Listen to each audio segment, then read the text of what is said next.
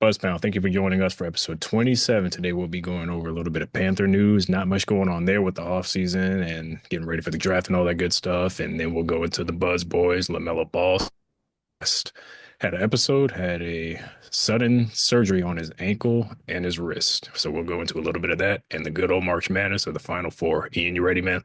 I'm ready. Touchdown, Carolina! You're listening to the Buzz Pound. Smith scores, and the Carolina Panthers win in overtime. A Queen City sports podcast covering your Charlotte Hornets and Carolina Panthers.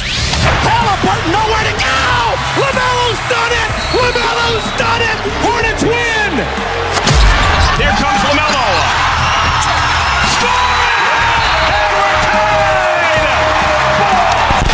Here are your hosts, Ian Blair and Cam Gardner. Buzzpound, thank you for joining us for episode 27 today. Today I'm rocking 88. Good old Greg Olsen, one of the best Panthers, I would say, tight ends, arguably the best tight end ever. Ian, would you agree with that? Yeah, I mean, I would say he's definitely the greatest Panther tight end ever. Well, that's what I meant. Yeah. Yeah, no, I know what you meant. Yeah, he's underappreciated, I think. A lot of all-time great Panthers are underappreciated just because we don't get the recognition we deserve when we have great players. But yeah, definitely the greatest tight end in Panthers history, and up there, definitely up there. In all-time tight ends, you look at his stats and the way he performed in big games. I'll never forget the catch, the big moment against the Seahawks, to beat them, and yeah, he definitely had some big moments. Hey, he was nicknamed Old Reliable for a reason, or Old Faithful for a reason. He was always there. He always provided it anyway. I will always salute you, Greg Olsen. Anyway, let's get into these Panthers of ours. So since we last spoke, there was actually a little more detail into the DK potential trade there. Dave Canales spoke on it a little bit there, and he actually said that he has full confidence in Xavier Legette becoming the next wide receiver one for the Carolina Panthers. Ian, what are your thoughts on that? Yeah, I mean, it was good to hear that Dave Canales speaks so highly of and thinks so highly of Xavier Legette. I think he said that. I think we all wanted DK. I think he would have been happy to have DK, but it's good to hear that he speaks so highly of Legette. I mean, really going into a big year two. I think he has a lot of room to improve, and he showed flashes his rookie year, just didn't put it all together. And I mean, hopefully he could be that number one option because it's going into year two. This year we didn't make many moves. We really didn't make any moves at receiver, besides bringing back David Moore, which is nothing special in my opinion. But you know, it's gonna be interesting to see. I think I'm worried about this receiver room, man. I'm not gonna lie. Um, and maybe Xavier Legette proves me wrong, and he's that number one, alpha guy. It worries me a little bit that we don't have, Adam Thielen continues to get older, um, and Xavier Legette, we got him, and then Jalen Coker obviously is going to be huge. But I mean, I think if you're looking off stats, Jalen Coker had a better rookie year. You could argue than Xavier Legette, and we drafted Xavier Legette in the first round, and Jalen Coker was undrafted. So huge year going into year two, and it's make or break it. Not really make or break it, but I think it's huge. He's either going to take that next step, or hopefully not regress and have a sophomore slump. But it's good to hear that Dave Canales has so much faith in him.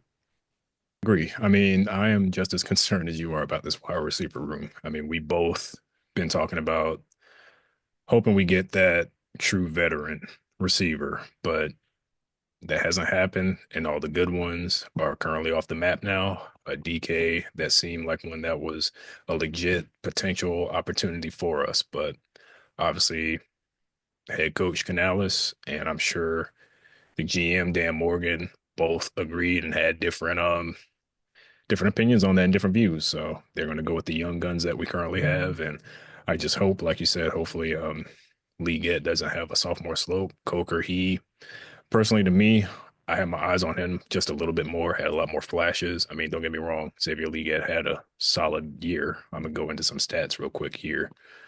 He had 24 catches, 49 pass. I mean, my bad.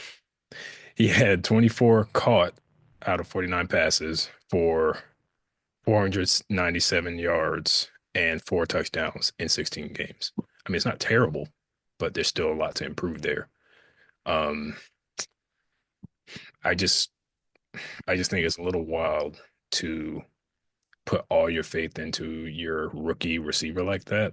Um, when you could have made a trade, but if we did, or if we did bring in DK, we might have had to give up Xavier Liga. So no telling what would have been done at that point.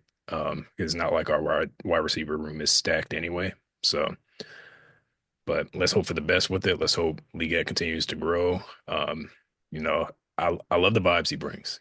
Riding Dala, his horse, and bringing a raccoon to eat in the locker room for the players. I mean, you gotta love a good old country boy in the locker room. Yeah, for sure. One of the most country people, I think. I mean, I'm not, he's about as country as you can get. So Hey, definitely so. And he didn't go too far. He stayed in Carolina or in the Carolinas. So yeah, let's hope he can just get better as time goes on, and hopefully Canales is right on this one. We're still learning Canales as well and where his mindset is being the head coach for us. So yeah, for sure. And who knows, we might draft a receiver. Hopefully, this receiver class is not completely loaded, but there's some good options. I think, potentially, depending on how the draft falls, but I could see a Mecca Ibuka from Ohio State, maybe, probably not, but who knows on draft night falling to second round, and then Luther Burden, Matthew Golden. I'm not really high on Isaiah Bond, but some of those receivers could potentially fall a little bit, and hopefully we could pick one up maybe in the second or third round. yeah, hopefully so. But I'm still all in on leaning toward defense. I mean, wide receivers room needs a little work, but I still think we need to focus heavily on defense. I mean, maybe later in the draft they can pick up a sleeper somewhere, but um, anything to help the team move forward, I'll take. But I'm still all in on defense for the draft personally. Yeah, me too. I mean, I hope we draft a good, solid player. I think maybe, Tyler Warren, or excuse me, Tyler Warren doesn't play defense. He plays tight end. But Jalen Walker is really going to be probably, I would say right now, the pick at 8, if I had to guess. Michael Williams is going to be up there. Then there's going to be a couple other options, Shamar Stewart has been talked about a lot. His draft stock's risen a lot just because of his athletic traits. Really I think the most athletic pass rusher in this draft just really lacked college production. But yeah, it's going to be interesting to see. I think we definitely draft a defensive piece. We still need linebacker help. Our defensive line is going to be looking. I'm pretty confident about our defensive line. We definitely, at least when Derek Brown comes back and is healthy, I think we're going to have a solid defensive line. But we could really use some linebacker help. I think we could use a better corner than Mike Jackson at corner number 2. Obviously, re-signing Mike Jackson, I think he played well last year. He didn't play necessarily bad, but I think we could, use another one of those guys and, potentially look at safety too. I mean, even though we signed Morig, I think, or Merrig, excuse me, this team's still missing a couple pieces, but I think we're better than we were last year for sure. Just with the pieces we brought in, and we still got the draft to look forward to. So I think this team's definitely going to be better than it was last year. We're not getting worse, in my opinion. Yeah, I don't think so either. And especially the way we turned the page toward the end of the season. I mean, just what we showed, promise we showed, I think said a lot, what we can do and what we're capable of, as long as we get the right pieces in the draft and whatever else we do in the offseason. Hopefully it can help us, move forward a little bit and not start off as bad as we did, because it was very, very unwatchable in the beginning. So for them to turn the page the way they did, not that we even did anything great, the rest of the season, it was still watchable. And, folks started talking about Bryce Young. They talked about his improvement after getting benched, and it obviously benefited him. So let's just hope these boys can, have a better season this upcoming season compared to the last. I can't even tell you how many since Cam left. It's been rough Yeah. to say the least. So. Yeah.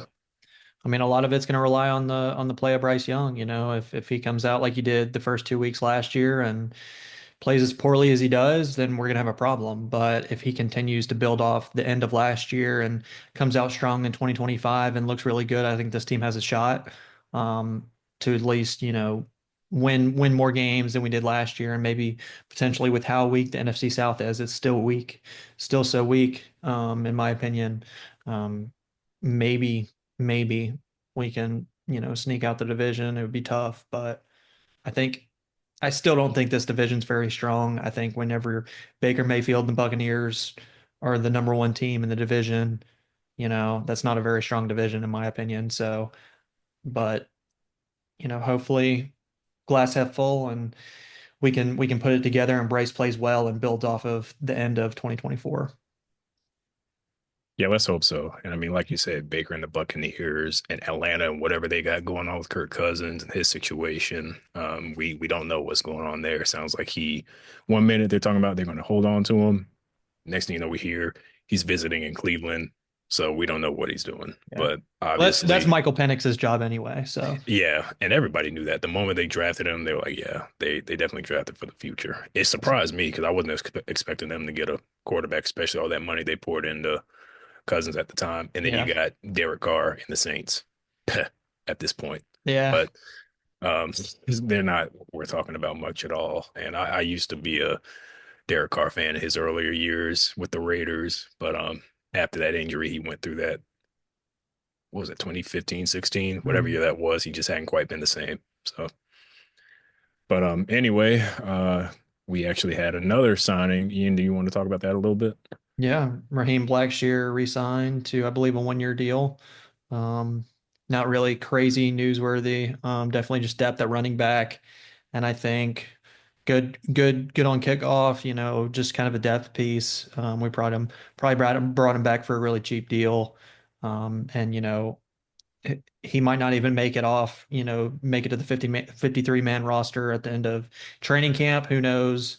Because you can only keep so many guys, and there's only 53 spots. So definitely going to compete in camp and has been on this team, kind of as a role player um, for a couple years now. And hopefully he can have a good training camp and stay on the team. Yeah, definitely so. And he was actually providing a decent little bit on special teams. So I feel like if they bring him back for that, he could definitely contribute that way if he were to make the roster again. Special teams to me is very important, especially with returning and all that good stuff. Put you in good possession early, hopefully, to get down the field and hopefully into the end zone. Yeah, for sure. Absolutely. Well, I guess it's time to go into the Buzz Boys. Yeah. I swear it's always something with these guys. I think it was literally after we recorded the last episode, we found out about LaMelo Ball was out for the rest of the season due to a ankle and wrist injury, which was going to require surgery. Well, since then, he had the surgery today, and it said he is expected to make a full recovery and return to basketball operations. I think it was about 5 weeks or so. Yeah, 4 to 6, I think. 4 to 6. Okay, yeah. Hey, I mean, that's still pretty quick turnaround. So Yeah. hopefully it's a strong comeback for the kid. Still a very questionable offseason coming up. We don't know what to expect. In regards to him, that's up in the air. You hear a lot of talk about folks wanting to trade for him or he may want out. We talk about it weekly with this team. You never know with these guys. Yeah. You really don't. I almost am out of words for this team. Not even just out of disappointment, because I mean, that's a given with this team. I mean, you really can't deny that. It just comes with being a Hornets fan. And we always say it is not for the weak. You got to be a strong individual to be a fan of the Hornets. Yeah, for sure. It's just, I mean, it's full tank mode at this point. We did beat the Jazz, Swept. but yeah, we're rolling out a G League roster at this point. It's just it's like same thing, different week, it's so frustrating. And obviously LaMelo being out for the year is like rinse and repeat from last year. And it's just so like frustrating, there's just not really much you can say about it.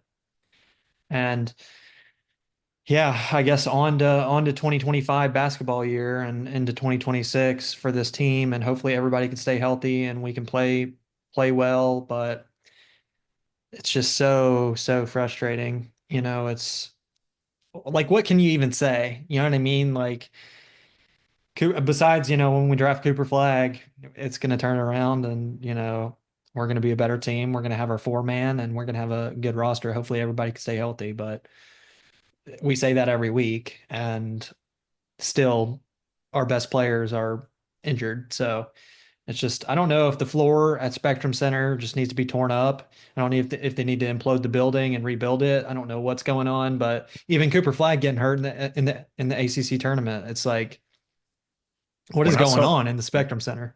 when I saw that, I literally thought to myself, like, is this a sign? Is this a kind of a prediction right in front of us of what's about to happen or where he might end up? Because he was in Spectrum Center, home of the Hornets. And that's the most Hornet thing you could see happen to a key player on a team. And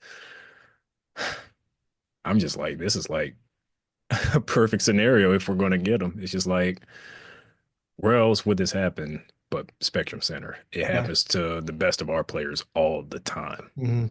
So, but you say it more than I do. When we draft Cooper Flag, fingers crossed that it actually happens. I try not to jinx anything. I feel like if I personally say too much, I might jinx it. Coming from you makes me feel a little better. But if we get him, I mean, we always talk about the talent we could have. It's always what we could have. Yeah, it's like on paper that's a playoff team. And then, with our luck as a team, we're rolling into April and rolling into March and April, and half the roster's hurt. LaMelo Ball's traded, and we fire our coach. You know what I mean? It's like, it's just, this team has talent. There's talent on this roster. It's just, first of all, nobody can stay healthy. We miss Brandon Miller for the majority of the year. Trey Mann for the majority of the year. Grant Williams for the majority of the year. Like, it's just tough. And then LaMelo coming in and out of injury. Now he's shut down for the year. It's like Miles Bridges is the only one that's played. And, you know, shout out to Miles Bridges. He's a tough guy, and, he plays hard and everything, doesn't take days off. But that's, if he's the best player on your floor, then probably not going to win many games. So we just need for everybody to, I mean, I don't want to say it again, but just stay healthy. It's beating a dead horse. I've beat this dead horse for quite a minute now, but it's the truth. I mean, it's really the truth. And this team can be, I think, good if, we do good in the draft, maybe sign a veteran, overpay for a veteran if we have to, which we will have to, and, build this team up a little bit more, because I think Brandon Miller's a good player. I think LaMelo Ball's a good player, and I think Cooper Flag will be a good player. So, and then on top of Mark Williams, who I think still has room to improve just because he's young, the injury history questions, whatever. He said to the media that he's just got to prove he can stay healthy, and he's been healthy since. So, you know, maybe that was just a fluke, and he had those injuries early on, but maybe he could turn it around. Joel Embiid had a lot of injuries to start his career and ended up being an MVP. So, and I'm not comparing Mark Williams to Joel Embiid, but there's guys that get hurt earlier in their career and have season-ending injuries and then turn it around. And now Joel is, kind of injury prone, but he's a lot older now. So, his body has been through a lot. He's 30, 31, 32 years old. So, when that age rolls around, it's kind of harder to stay healthy unless you're LeBron James. So we'll see. We'll see, man. I think it's going to be big off season for this team, and same for the Panthers. It's like, it's just, one team plays football and hits people on every play, and then the other one just dribbles a ball and shoots it in a hoop. But the same team, it's the same things we're talking about every single week. So I would just say it's two teams cut from the same exact cloth yeah, at this point, literally down the street from each other. yeah, Arguably, you could walk to both the ballpark.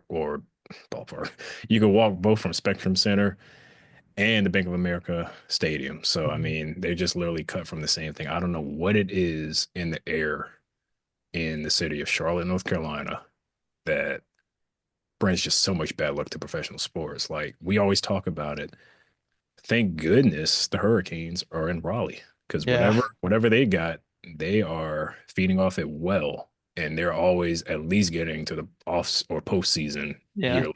yeah, They may not win, the big Stanley Cup in the end, but they can at least compete and be in the final mix of things.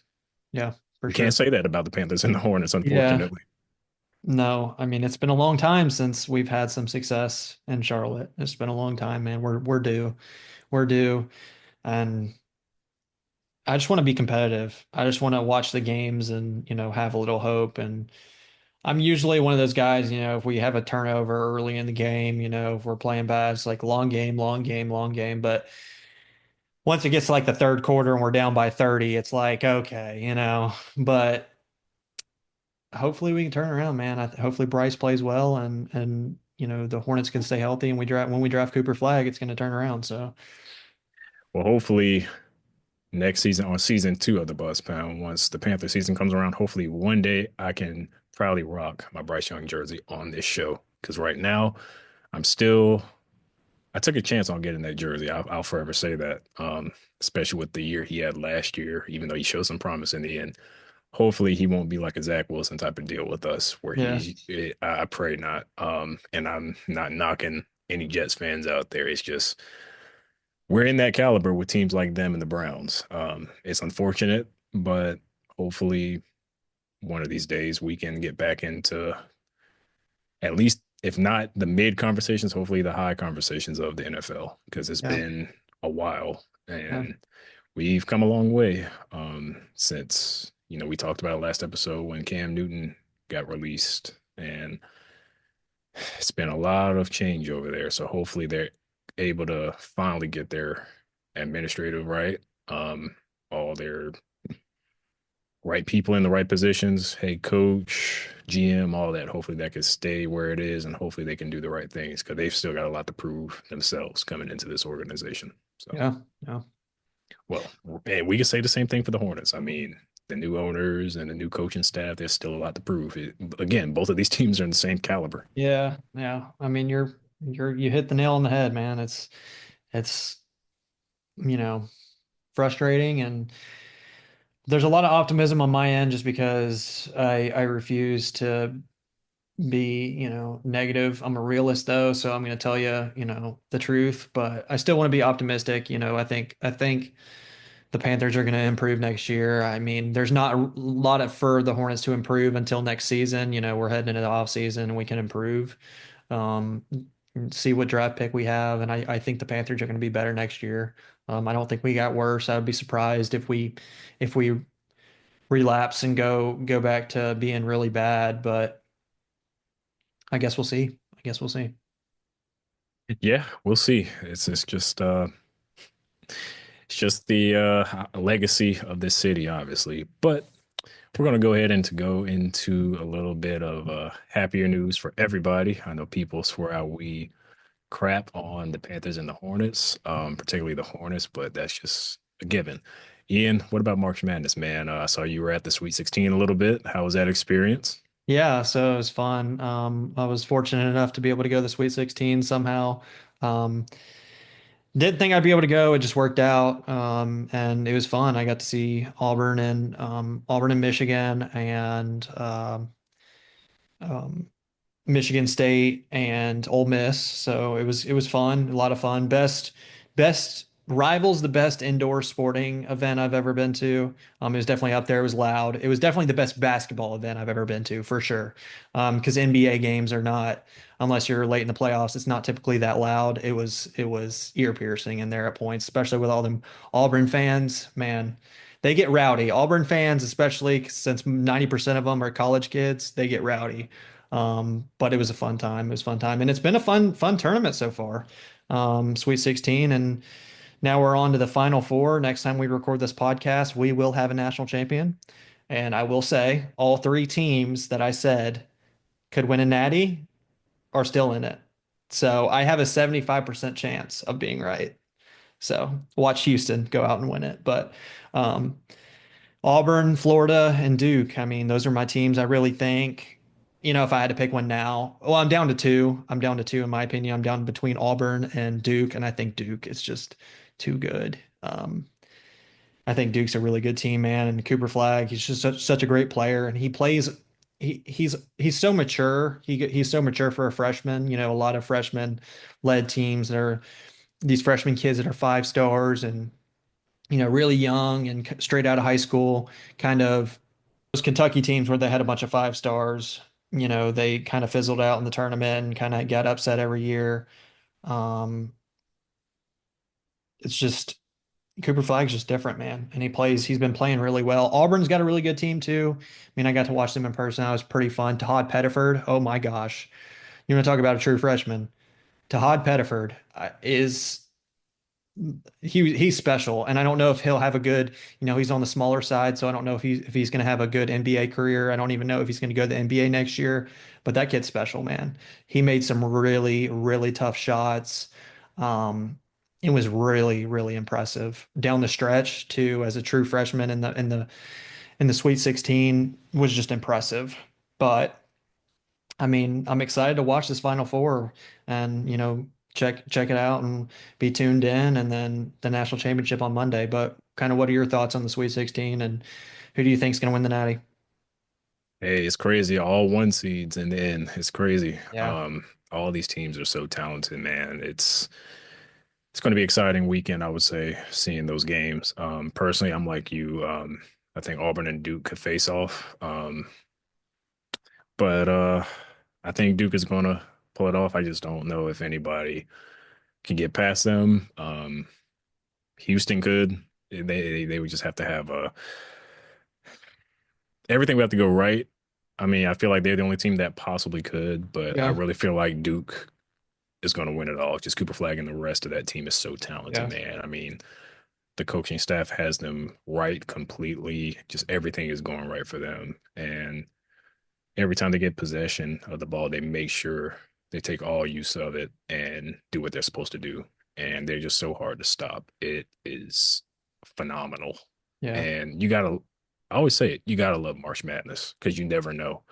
And I mean, yeah, we talk about an NBA team, we talk about the NBA on here, but it's no secret that college basketball is a bit more entertaining than NBA Yeah. significantly. Yeah. It truly is. Yeah, definitely, in my opinion. Mainly because on in college basketball, defense is they play better defense. Defense is huge. Speaking of defense, I think the Houston and Duke matchup is so interesting to me because Houston is so good on defense. I mean, obviously they're top in the country, and also they have the lowest turnover percentage in the country. So that team is very interesting to me. I think the Duke and Houston game is going to be a great game. I think both the games are because Florida beat Auburn earlier in the regular season in the SEC. So I think both matchups are going to be really interesting. I mean, the Clayton kid for Florida is insane. The guard, he scored 30, I believe, in the Elite Eight. And man, it's going to be interesting.